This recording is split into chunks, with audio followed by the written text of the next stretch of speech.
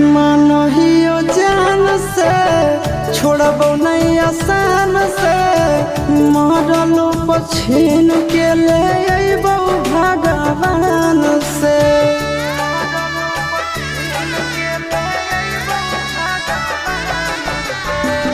मानहियो जान से छोड़बो नहीं आसान से मरलो पछीन के ले अइबो भगवान से।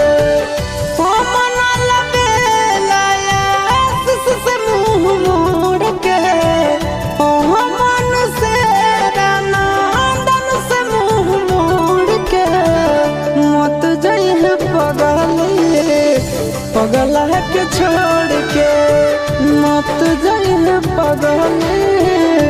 पगला के छोड़ के।